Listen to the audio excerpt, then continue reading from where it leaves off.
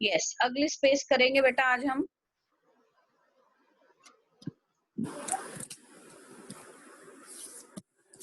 Next theorem करेंगे।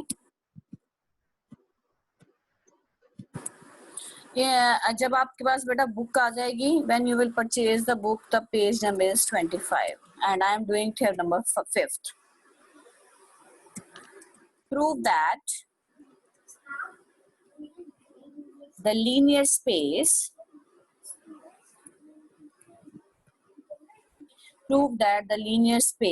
CAB of all scalar valued continuous function mute defined on closed interval a to b equipped with norm defined as norm of f is equal to। अभी statement लिखिए बेटा, फिर मैं आपको इसको clear करती हूँ ये कैसे बना है। maximum of the functional value f of t where t is coming from the interval a to b for all f belongs to CAB is a normed linear space। ये एक स्टेटमेंट है बेटा अपने आप में।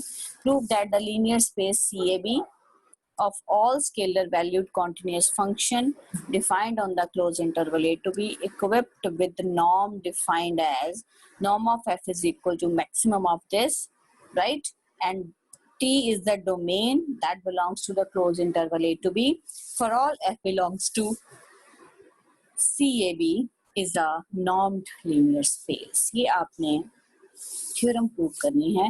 अब सबसे पहले ये स्पेस के बारे में थोड़ी एक्सप्लेनेशन दूंगी। What is this space? The space पहले आप लिखेंगे नीचे आंसर में CAB। क्या बताया CAB बारे में? CAB के बारे में ये इसमें फंक्शंस पढ़े, इसमें जो वेक्टर्स हैं बेटा वो वेक्टर्स क्या हैं? फंक्शंस हैं, राइट। और वो सारे के सारे फंक्शन क्या है बेटा? स्केलर वैल्यूड फंक्शन है और डिफाइन किसके ऊपर है? AB पे। स्केलर वैल्यूड में हम बेटा मैं यहाँ पे K लिख देती हूँ, इट में भी R में K में भी R और K में भी C, ठीक है। सो ये इसका मतलब defined over the close interval A to B। और जा कहाँ रहे हैं बेटा ये? रियल में या कॉम्प्लेक्स में? मतलब ये जा रहे हैं स्केलर वैल्यूड में, right. This is a scalar valued function और साथ में क्या लगा दिया? Is continuous function. यानी CAB में जो आपके पास वेक्टर्स पड़े हैं वो f हैं, और वो कौन से वेक्टर्स f हैं? वो सारे फंक्शंस हैं। यानी CAB में सिर्फ फंक्शंस पड़े हैं। It is from going from the close interval AB to K and it is a continuous function, right. So अब इसकी अगर हम पिक्चराइज करें, what you want to prove, ये आपके पास मैपिंग है बेटा, ये वही नॉर्म है। डिफाइन अब किसके ऊपर है बच्चे? It is defined on the closed interval A to B। It is defined on the closed interval A to B। Norm जो है it is defined on the linear space. ये अपने आप में क्या है? लीनियर है। जा कहाँ रहा है? R में। So when you will take a vector f, क्योंकि CAB में जितने भी वेक्टर्स पड़े हैं उनकी जो शक्ल है, उनके जो फॉर्म है वो f है, और यहाँ जाके वो बनेगा नॉर्म ऑफ f। यहाँ जाके क्या बनेगा? वो नॉर्म ऑफ f। और नॉर्म ऑफ f जो है वो कैसे डिफाइन किया? यहाँ पे maximum of f of t it's mod where t belongs to the closed interval A to B। ये बेटा जी इसकी डेफिनेशन है, राइट। और CAB अपने आप में CAB क्या है? एक स्पेस है। कौन सी स्पेस है? लीनियर स्पेस, जिसमें फंक्शंस पड़े हैं। क्या पड़े हैं? जिसमें फंक्शंस पड़े हैं। अब क्वेश्चन ये है कि क्या CAB एक नॉर्म लीनियर स्पेस है कि नहीं है? ठीक है जी। सो पूछा ही है, जब कह दिया already they have said prove that it is a non linear space, इसका मतलब हमें उसको प्रूव करना है कि it is a non linear space. So first बेटा जी प्रॉपर्टी लगाएंगे, नंबर 1 प्रॉपर्टी,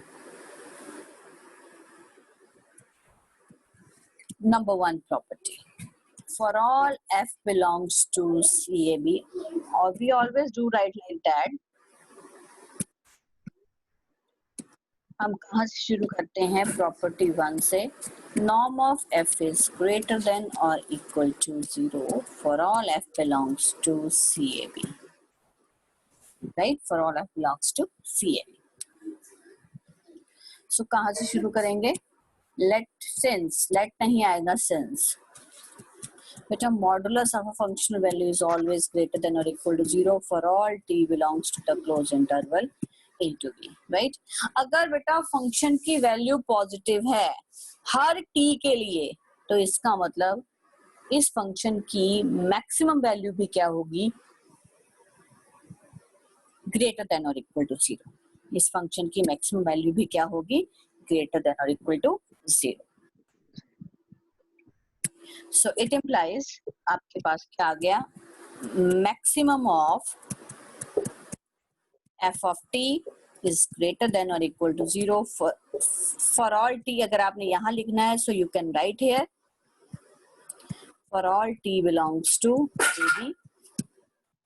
यहाँ आप लिख सकते हैं it implies maximum of t, नीचे आ जाएगा बच्चे, t नीचे ले आइए, so this is greater than or equal to 0। so what is, this is the formula of norm of f is greater than, so first property has been proved, पहली property होगी, right।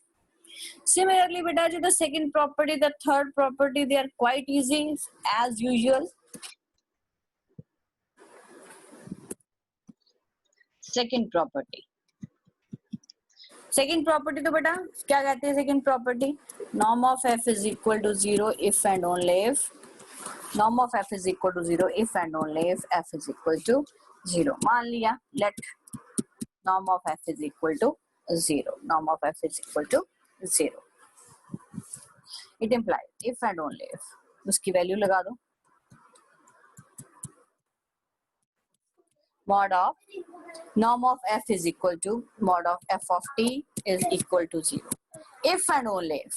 हाँ जी, maximum हटेगा, maximum हटेगा और पीछे क्या आ जाएगा, t belongs to the closed interval a to b, ठीक है जी। if and only if mod हटेगा तो you are left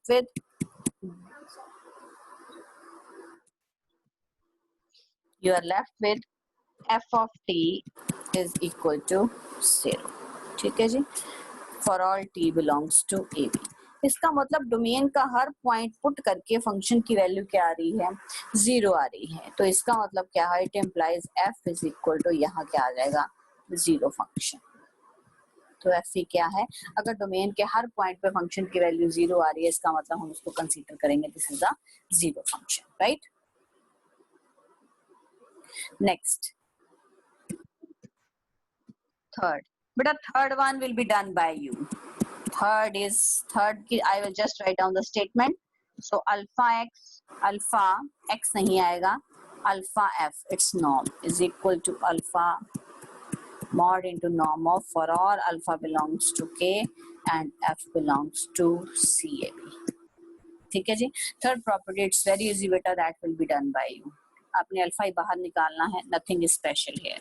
so I am coming to the next property, fourth property. Fourth property, F plus G is less than और equal to, starting में बेटा जहां पे मैंने नॉर्म डिफाइन किया था शायद उसके नीचे इन्फिनिटी जो है वो आप लोगों ने इंट्रोड्यूस करना है। So you will introduce infinity, जहां भी नॉर्म ऑफ एफ आया, नॉर्म ऑफ एफ आया है you will write infinity, alpha F का नॉर्म है you will write infinity, right? So you want to prove that norm of f infinity plus g infinity. So let us do, this is quite simple, f plus g its norm infinity, by definition this is maximum of t belongs to AB, right? अंदर क्या आ जाएगा, f plus g, function का नाम क्या है, f plus g और t यहाँ पर, right? So maximum as it is, so you will write maximum again here, T belongs to AB, बेटा f of t plus g of t खुल गया. अगले स्टेप में मॉड खोलेंगे इसका. दिस इज लेस देन और इक्वल टू मैक्सिमम ऑफ, ये बन गया f of t mod plus g of t mod, right. ये बन गया. उसके बाद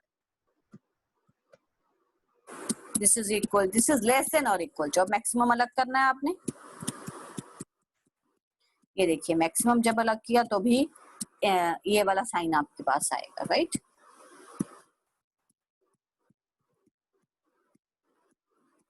ये so what is this? This is norm of f infinity plus norm of g infinity. Hence f plus g, its norm infinity is less than or equal to norm of f infinity plus norm of g infinity. Hence proved for all f and g belongs to CAB. Hence proved.